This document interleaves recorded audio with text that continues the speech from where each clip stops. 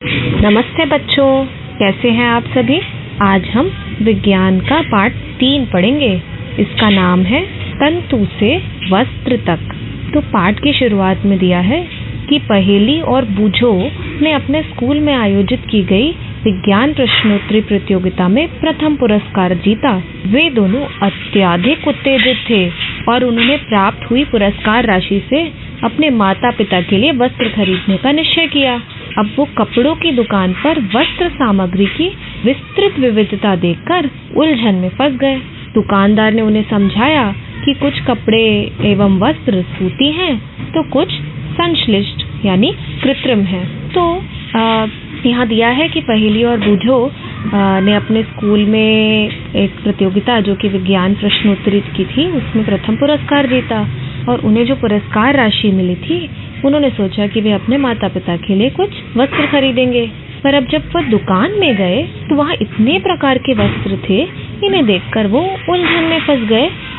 जैसे दिया है कि वहाँ ऊनी मफलर तथा शॉल थी, बहुत सारी रेशमी साड़ियाँ थी। अब पहेली बूझो जो थे वे अत्यधिक उत्तेजित हो गए, उन्हें समझ ही नहीं आ रहा था। उन्होंने इन विभिन्न कपड़ों को स्पर्श किया और फिर उसके बारे में जानकारी प्राप्त की। अंत में उन्होंने एक ऊनी मफलर खरीदा और एक सूती यानी कॉटन की साड़ी खरीदी, कपास जिसे हम बोलते हैं। अच्छा, अब उन्होंने कपड़े की दुकान का भ्रमण किया। उसके पश्चात वे दोनों अपने आसपास में विभिन्न प्रकार के वस्त्रों को ध्यान से देखना शुरू किया। उन्होंने देखा कि जो बेडशीट बिस्तर पर जो हम चादर बिछाते हैं वो अलग कपड़े के हैं, कंबल अलग कपड़े से बने हैं, घर के पर्दे अलग कपड़े के हैं, फिर जो मेज पोश यानी जिसे टेबल क्लॉथ भी बोलते हैं वो अलग कपड़े का, फिर तौलिए और झाड़न यानी डस्टर अलग कपड़े के, फिर जो उनका बस्ता था स्कूल जाने का वो अलग कपड़े का बना था, और अनाज की जो बोरियां होती हैं वो अलग कपड़े की। तो आप भी क्या ऐसे अलग अलग वस्त्रों को पहचान सकते हो? आपके घर पे भी जो अलग अलग प्रकार के कपड़े होंगे। तो यहाँ हम देखते हैं क्रियाकलाप 1। तो आप अपने आसपास के किसी दर्जी की दुकान में जाइए और वहाँ पे आपने देखा होगा कि जब कपड़े सिलते हैं तो बहुत सारी कतरन बच जाती है उस कपड़े की।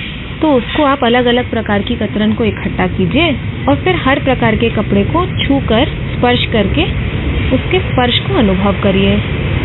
तो हर कपड़े का स्पर्श बहुत अलग अलग होगा। कुछ कपड़े मुलायम, कुछ खुरदुरे, ऐसे अलग अलग स्पर्श आपको महसूस होगा। अब इस स्पर्श के माध्यम से आप पता लगाइए।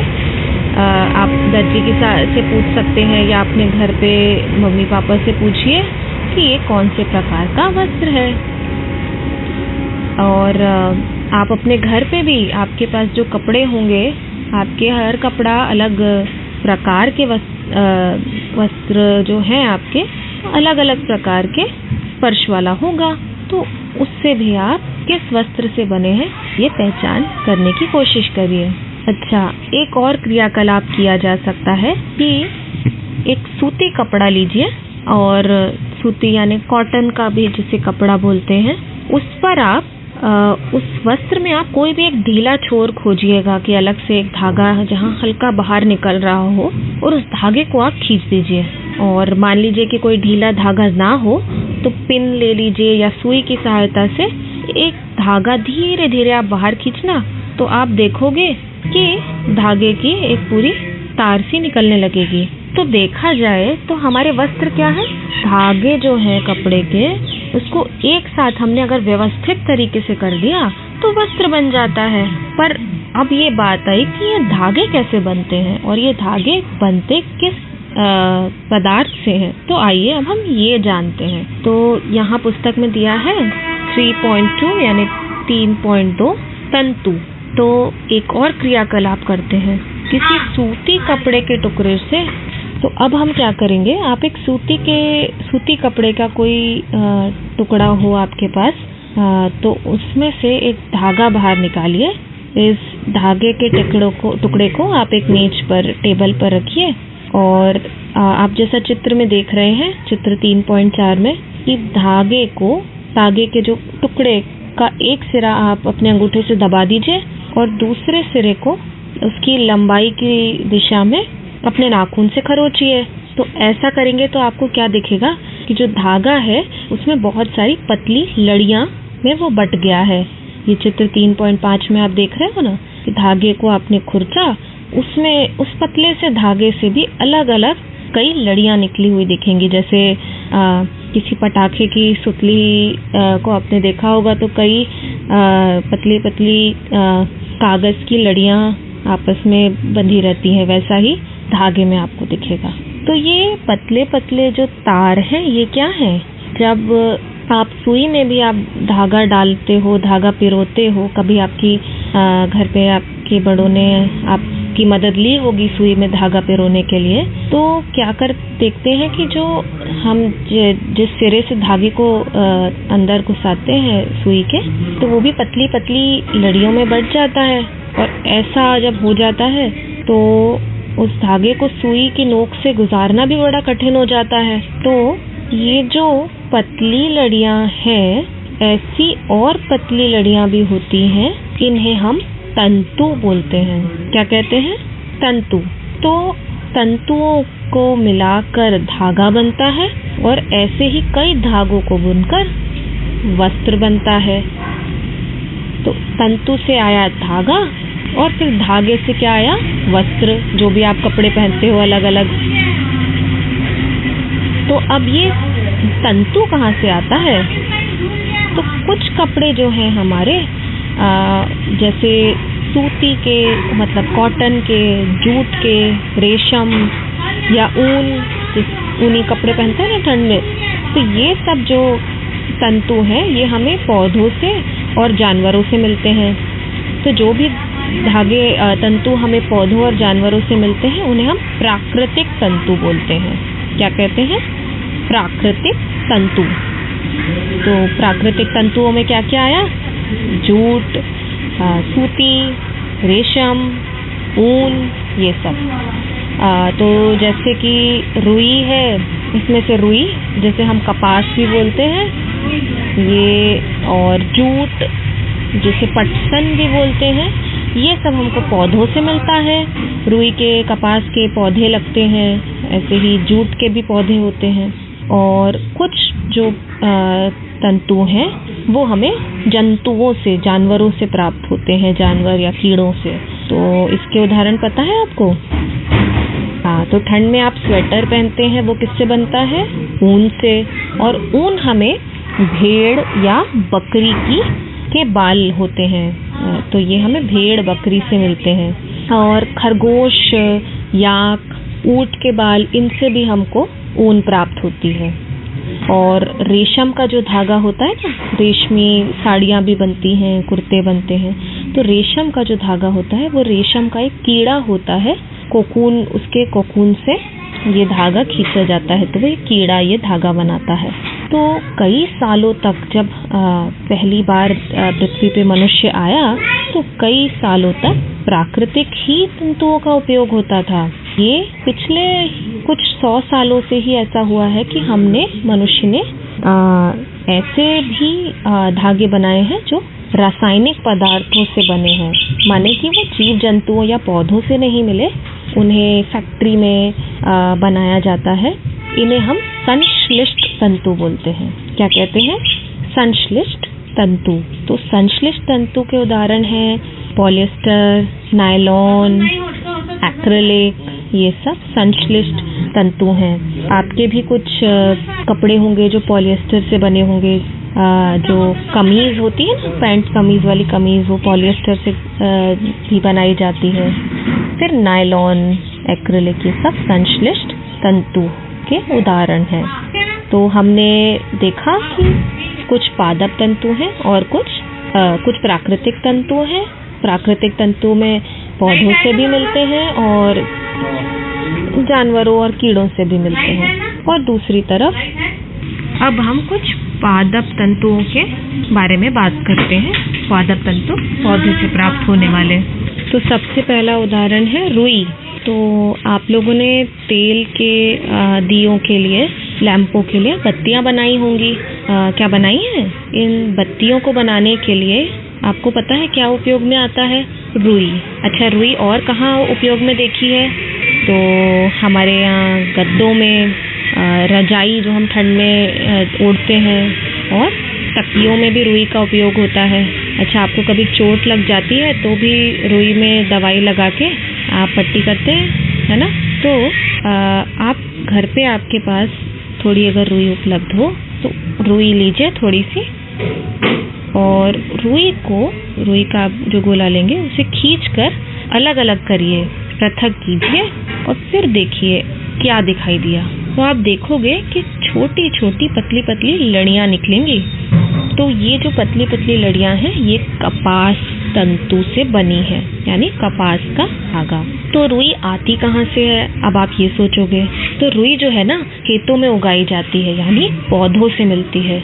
और ज़्यादातर जो कपास का पौधा होता है वो ऐसे इलाकों में होता है जहाँ की मृदा यानी मिट्टी जो है वो काली मिट्टी हो, काले रंग की मिट्टी, और जहाँ की जलवायु उष्ण यानी गर्माहट हो जहाँ के मौसम में। तो आप बता सकते हैं ऐसे कुछ अपने देश के कुछ राज्य जहाँ पर कपास की खेती होती हो? मैं आपको कुछ उदाहरण देती हूँ।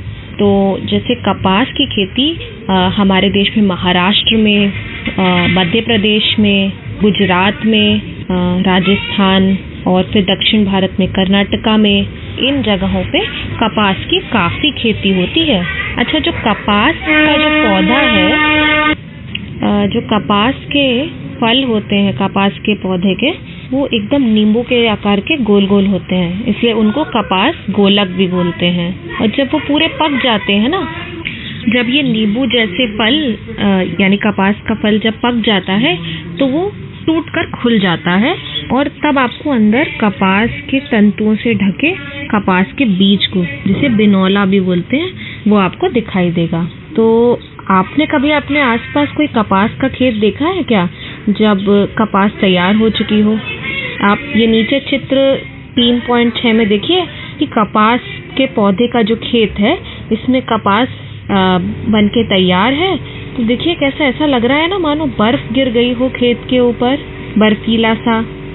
कई बार आपने कुछ क्राफ्ट के प्रोजेक्ट में भी कपास का उपयोग किया होगा बर्फ को दर्शाने के लिए।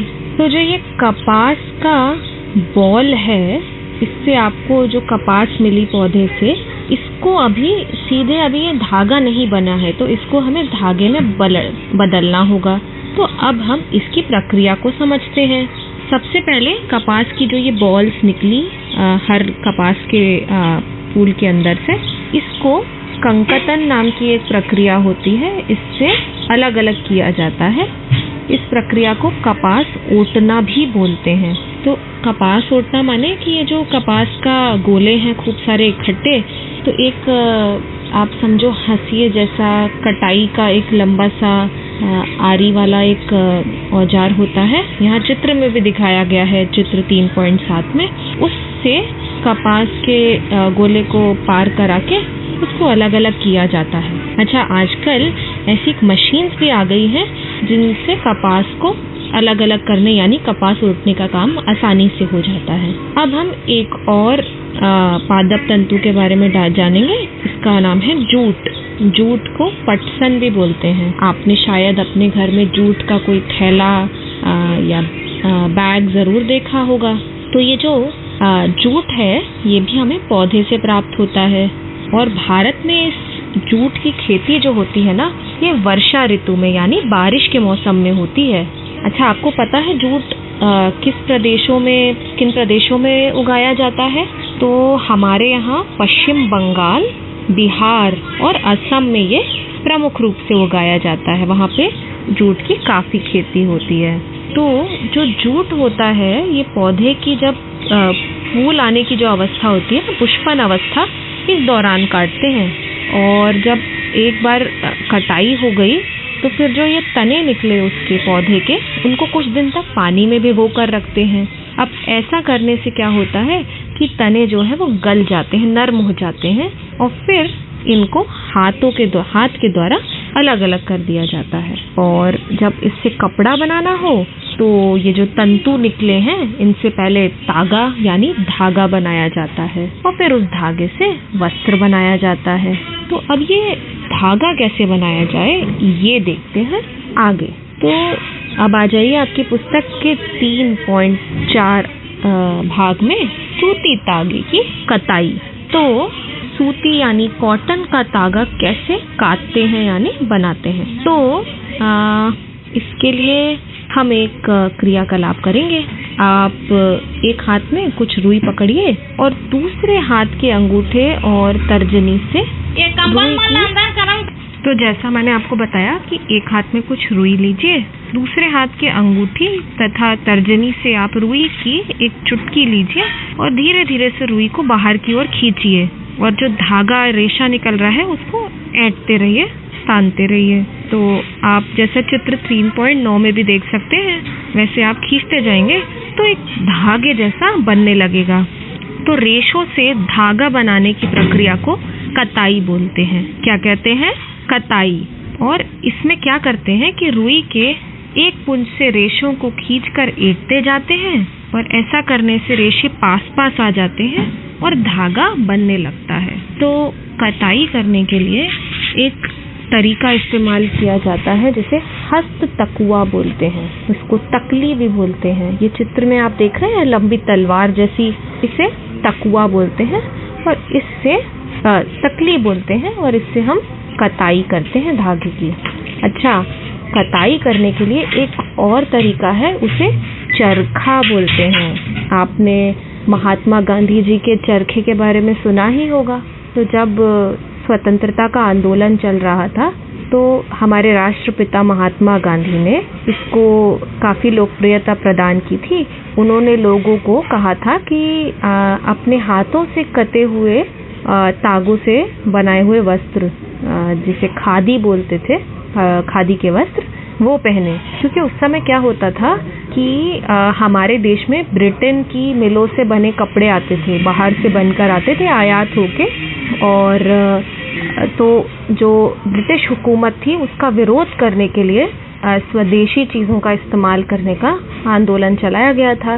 तभी महात्मा गांधी जी ने सभी को खादी का वस्त्र खुद बुनना और पहनने का प्रोत्साहित किया था। अच्छा, अभी भी ये खादी के वस्त्र को बढ़ावा देने के लिए हमारी भारत सरकार ने 1956 में एक संगठन का भी निर्माण किया। इसे कहते हैं खादी एवं ग्रामोद्योग आयोग। क्या कहते हैं? खादी एवं ग्रामोद्योग आयोग। तो आपने भी आपके शहर या गांव में खादी एवं ग्रामोद्योग आयोग की कोई दुकान कपड़े की ज़रूर हो सकता है देखी हो। तो अलग अलग जगहों पे उनके दुकान होते हैं जहाँ से इन वस्त्रों को खरीदा जा सकता है और सरकार समय समय पे कुछ कुछ योजनाएं इस पे चलाती रहती हैं ताकि खादी के वस्त्रों को हम प्रोत्साहन दे सकें। तो यहाँ ऊपर चित्र 3.11 में आप चरखा भी देख सकते हो। इस चरखे के माध्यम से तागा बनाया जाता है। तो अब हमने धागा यानी तागा कैसे बनता है ये तो देख लिया। अब इस तागे से अगला क्या चरण है, वो है वस्त्र बनाना। तो अब धागे से वस्त्र कैसे बनाएं, आइए अब हम ये जानते हैं। अच्छा, इसमें दो प्रमुख विधियां हैं, बुनाई और बंधाई। तो हमने पुराना जो एक क्रियाकलाप किया था उसमें ये देखा था कि जो वस्त्र होते हैं वो तागों के 2 सेट को मिलाकर उनको एक साथ व्यवस्थित किया जाता है, उससे हमारा वस्त्र बनता है। इसका एक और उदाहरण है कि जो हमारी माँ हमारी चोटी बनाती है, जो लड़कियां हैं उनके अक्सर लंबे बाल होते हैं और माँ गूंथ के चोटी बनाती है। तो हम क्या करते हैं, बालों को 3 हिस्सों में या कई बार 4 हिस्सों में बांटते हैं और एक के ऊपर एक उनको साथ में जोड़ते जाते हैं, व्यवस्थित करते जाते हैं, तो हमारी एक चोटी बन जाती है। वैसे ही वस्त्र बनाने के लिए तागों के 2 सेटों को लेकर एक साथ बुनते जाते हैं, ऐसे एक के ऊपर एक व्यवस्थित करते जाते हैं, उसी को बुनाई बोलते हैं। इसे अंग्रेजी में वीविंग बोलते हैं, बुनाई। इसके लिए भी हमारी किताब में एक मज़ेदार गतिविधि भी है, क्रियाकलाप 5। तो इसमें आप क्या करेंगे, आप अलग अलग रंगों की 2 कागज़ की शीट लीजिए और दोनों शीट में से 30 सेंटीमीटर लंबाई और 30 सेंटीमीटर चौड़ाई के वर्गाकार शीट काट लीजिए। अब आप इन दोनों शीटों को आधा मोड़ लीजिए, ये जैसा चित्र में दिखाया गया है। फिर जैसा इस चित्र 3.12 के बी में दिया गया है, ऐसी लकीरें खींच लीजिए और फिर दोनों शीटों को खींची हुई रेखाओं के अनुसार काट लीजिए और फिर उन दोनों शीटों को खोलकर फैला लीजिए। अब एक शीट की पट्टियों को एक एक करके दूसरी शीट में बुनते जाइए, जैसा आपके चित्र 3.12 यानी 3.12 सी में दिया गया है। ये चटाई जैसा जो बनता जा रहा है ना, हरे और लाल रंग का। तो इसी तरह से तो हमारे वस्त्र की बुनाई होती है कि दो धागे के दो सेटों को आपस में व्यवस्थित किया जाता है। और धागे तो कागज की पट्टियों की तुलना में भी बहुत पतले होते हैं। वस्त्रों की बुनाई करघों पर भी की जाती है। करघे जो होते हैं एक प्रकार की यंत्र है जिस पर वस्त्रों की बुनाई होती है। तो करघे या तो हस्त प्रचलित यानी हाथ से चलाए जाने वाले या विद्युत प्रचलित यानी विद्युत बिजली से चलाए जाने वाले होते हैं। आजकल ज्यादातर विद्युत प्रचलित करघे पाए जाते हैं। हस्त प्रचलित यानी जिन्हें हैंडलूम भी बोलते हैं वो थोड़े कम पाए जाते हैं। अच्छा, आपने अपनी दादी, नानी या माँ को स्वेटर बनाते हुए शायद देखा होगा। ठंड के दिनों में अक्सर स्वेटर बुने जाते हैं। तो स्वेटर की जो बुनाई होती है उसको निटिंग भी बोलते हैं अंग्रेजी में। तो इसमें क्या होता है कि किसी एक धागे को लेकर वस्त्र का एक टुकड़ा बनाया जाता है। ऊन का गोला होता है, उसमें से धागा निकलता जाता है और उसे बुनकर वस्त्र बनाया जाता है। अच्छा, आपने कभी कोई फटे हुए मोजे के भी अगर धागे को खींचा हो तो आपने देखा होगा कि वो एक ही धागा लगातार खिंचता जाता है और पूरा वस्त्र उधड़ता जाता है। कई बार हमारे मोजे या स्वेटर अगर एक धागा खुल जाए तो पूरा वो धागा खुलते खुलते पूरा स्वेटर अलग हो जाता है। यहाँ देखिए चित्र 3.14 में सुइयों के द्वारा स्वेटर की बुनाई हो रही है। यहाँ ऊन के गोले का एक धागे का उपयोग करते हुए पूरा स्वेटर बुना जा रहा है। अच्छा, अब हम थोड़ा सा वस्त्र का इतिहास जानते हैं। तो अपनी पुस्तक के 3.6 पे आइए। क्या आपने कभी सोचा है कि जो प्राचीन लोग थे, हमारे से कई हजारों साल पहले जो लोग थे, वो कैसे वस्त्र पहनते थे? क्या वो भी salwar suit, sari, pant shirt या जीन्स पहनते थे या कुछ और? तो आपने शायद कुछ पुरातन चित्रों में भी देखा हो या आप कभी संग्रहालय गए हो तो आपने देखा होगा। पुराने समय में जो प्रमाण मिले हैं उससे ये मालूम होता है कि जो पुराने लोग थे ना, वो वृक्षों की छाल, जिसे वल्क भी बोलते हैं, उसके और बड़ी बड़ी पत्तियों और जो जानवरों की चमड़ी होती है उससे बना के अपने शरीर को ढकते थे। तो उस समय जो भी सामग्री उनके आसपास उपलब्ध थी उसका प्रयोग वो वस्त्र बना के अपने शरीर को ढकते थे, जिससे वो अपने शरीर को मौसम के प्रभाव से बचा सकें। जैसे जब तेज ठंड पड़ रही हो, धूप पड़ रही हो, हवा चल रही हो, इन सब से अपने शरीर को बचा सके इसके लिए उपयोग करते थे। फिर धीरे धीरे ना, जैसे मनुष्य ने खेती करना चालू किया तो वो एक जगह स्थिर रहने लगा। पहले जो पुराने हमारे पूर्वज थे वो तो जंगलों में रहा करते थे, जानवरों का शिकार करते थे, तो वह घुमंतु हुआ करते थे। पर फिर जब खेती चालू हुई तो हर कोई एक जगह पे बसने लगा और फिर वहाँ धीरे धीरे लोगों ने पतली पतली टहनियों और घास को बुनकर टोकरियाँ, चटाइयाँ ये सब बनाना सीखा। फिर पेड़ों की लताओं और जानवरों की ऊन और बालों को आपस में बांधकर लंबी लड़ियाँ बनाई और इन लड़ियों से बुनकर वस्त्र बनाए। अच्छा, बहुत पुराने समय में भारत में रुई से बने वस्त्र पहने जाते थे और ये रुई जो है ये गंगा नदी के किनारों पर उगाई जाती थी। और प्राचीन मिस्र की जो भी सभ्यता है वहाँ पे भी पाया गया है कि रुई की और फ्लेक्स की खेती होती थी, वहाँ पे जो नील नदी है उसके किनारे। और उन दिनों ना लोगों को सिलाई करना भी नहीं आता था, तो वो बस अपने शरीर के विभिन्न भागों को इन वस्त्रों से ढक लेते थे। और ये ढकने के लिए वो कई अलग अलग ढंग से बांध लेते थे या ऐसे ही कपड़े को अपने ऊपर लपेट लेते थे। फिर जब सिलाई की सुई का आविष्कार हुआ तो फिर वस्त्रों की सिलाई करके लोग पहनने लगे। और इससे अब तुम देखते हो कि आजकल साड़ी धोती, आज भी जो साड़ी धोती होती है या लुंगी होती है वो बिना सिली होती है ना, उन्हें लपेट कर ही हम प्रयोग करते हैं। और जो सलवार सूट होता है तो उसमें हमें सिलाई करके बनाते हैं, या पैंट शर्ट होती है वो भी सिलाई करके बनती है। तो अब अगर हम इस पाठ को अंत में एक बार समझें तो हमने देखा कि कपास का गोला को ओट के रेशा बना और रेशे की कताई करके तागा यानी धागा बना।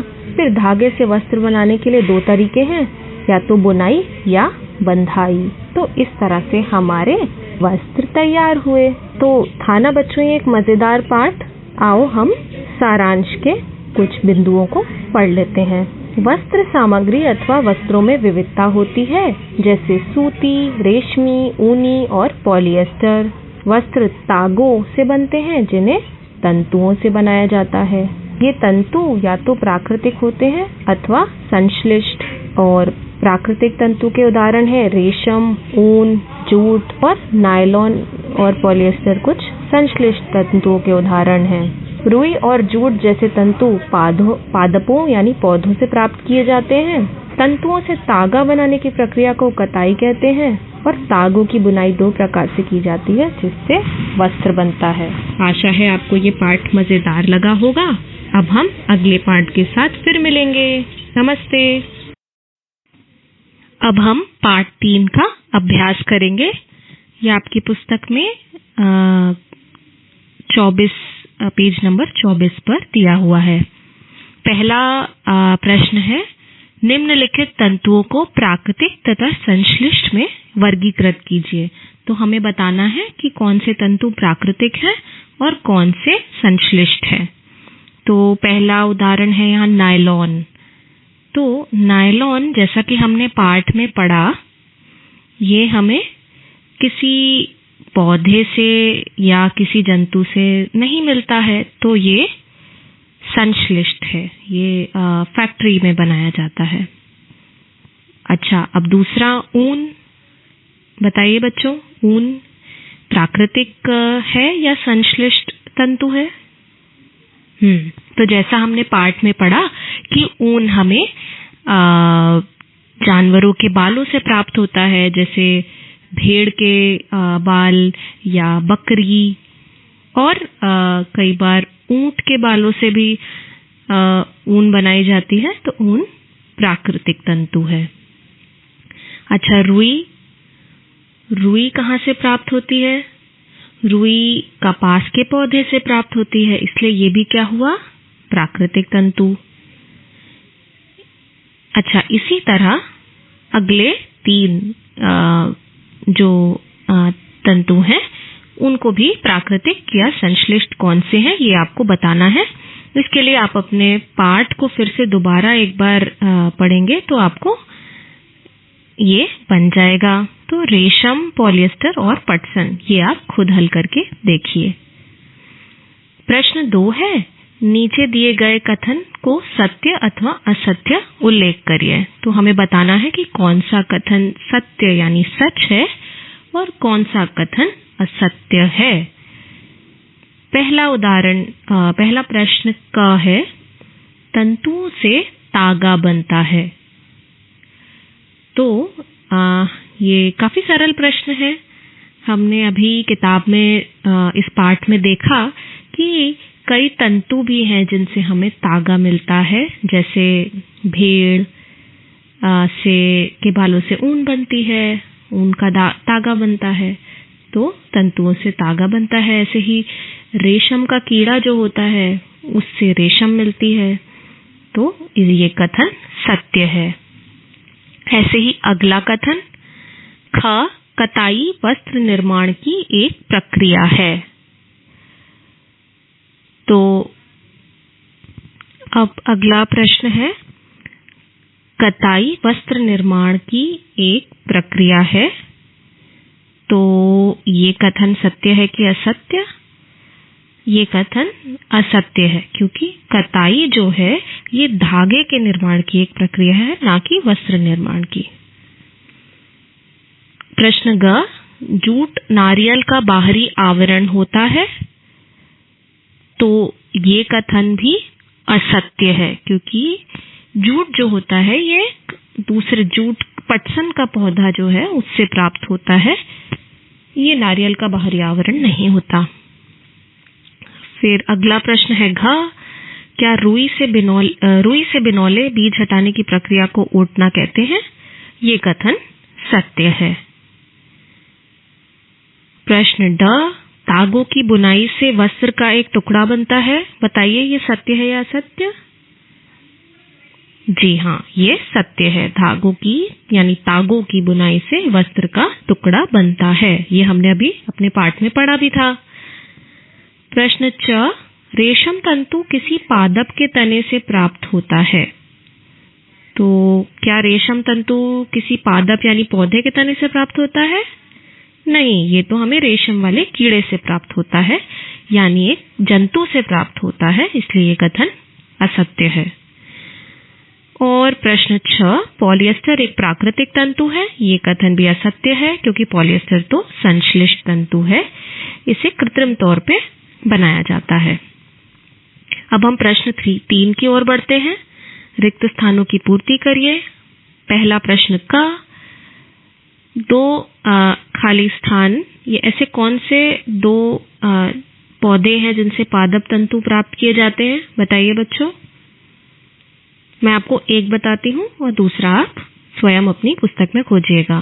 तो एक उदाहरण तो है कपास यानी रुई, जिससे हमें सूती धागा हम बनाते हैं, है ना, सूती कपड़े आप पहनते हो, तो कपास है।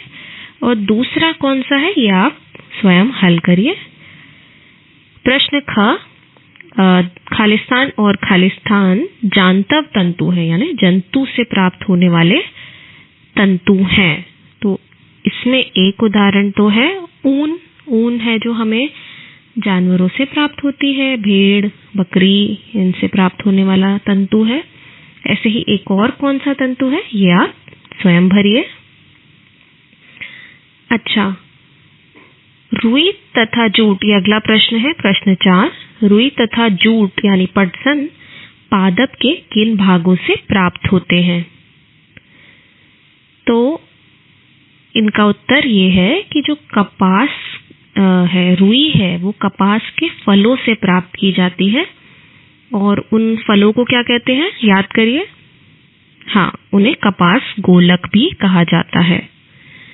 ऐसे ही जूट का जो तंतु है वो जूट के पौधे के तने से प्राप्त होता है। अब अगले प्रश्न पर आ जाते हैं। अगले प्रश्न पर आ जाते हैं। नारियल तंतु से बनने वाली 2 वस्तुओं के नाम लिखिए। तो आपने नारियल के तंतु से बनी हुई वो 2 वस्तुएं कौन सी देखी हैं, बताइए जरा। चटाई, हाँ, चटाई बनती है नारियल के तंतु से। और रस्सी, आपने भूरे रंग की रस्सी देखी होगी, जो अक्सर कहीं घर मकान बन रहा हो, यहाँ कहीं काम चल रहा हो तो वो रस्सी का इस्तेमाल होता है। हम उस पे घर पे भी कपड़े टांगते हैं, तो वो नारियल के तंतु से चटाई और रस्सियां बनाई जाती हैं। अगला प्रश्न है, तंतुओं से तागा निर्मित करने की प्रक्रिया स्पष्ट कीजिए। तो ये हमने अपने पाठ में काफी विस्तार से जाना है, फिर भी मैं आपको संक्षिप्त में एक बार फिर से बताती हूँ। तंतुओं से जो तागा बनाने की प्रक्रिया है उसको कताई कहा जाता है। और इस प्रक्रिया में होता क्या है कि कपास का जो एक पुंज है उससे रेशों को खींचकर एकते जाते हैं, और ऐसा करने से रेशे पास पास आते जाते हैं और धागा बन जाता है। और ये कताई करने के लिए हमने देखा था कि तकली और गांधी जी ने चरखे का उपयोग किया था, तो चरखे का उपयोग होता है। और जब फैक्ट्रीज में ये बड़ी बड़ी कताई मशीनों से भी काता जाता है। अब प्रश्न पृष्ठ 25 पे कुछ और क्रियाकलाप दिए हैं।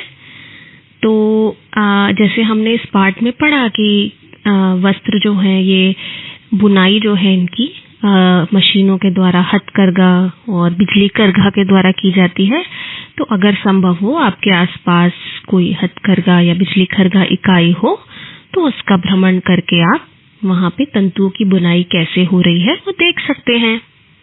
अच्छा, ये पता लगाइए कि क्या आपके क्षेत्र में, आपके आसपास कहीं तंतु प्राप्त करने के लिए कोई फसल उगाई जाती है क्या? मानो कपास की फसल, जूट की फसल।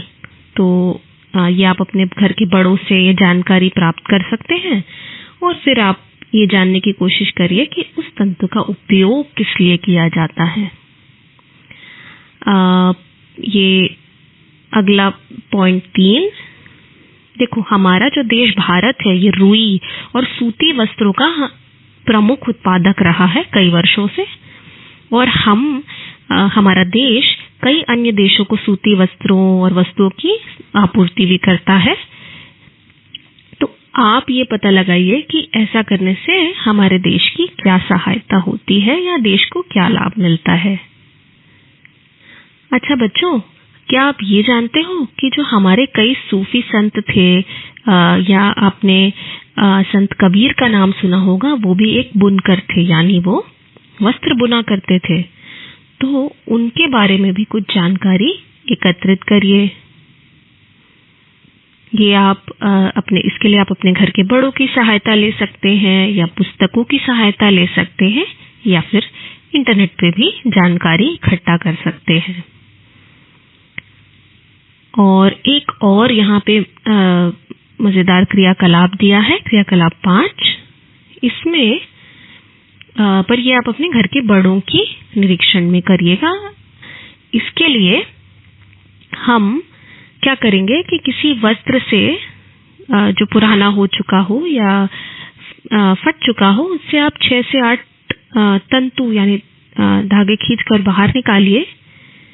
फिर उस तंतु के एक सिरे को चिमटी से पकड़कर दूसरे सिरे को हम मोमबत्ती की ज्वाला के ऊपर लगाएंगे। अच्छा, ये हम अकेले में नहीं करेंगे, ये वाला क्रियाकलाप अपने घर के बड़ों के निरीक्षण में ही करेंगे, ठीक है?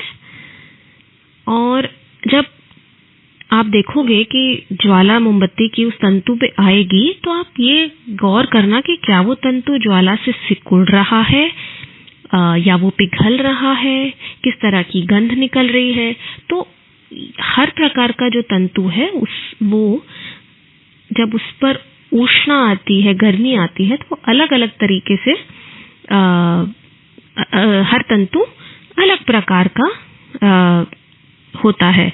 जैसे मानो कि अगर कोई सूती का तंतु है तो वो जल जाएगा, पर वो सिकुड़ेगा नहीं, पिघलेगा भी नहीं।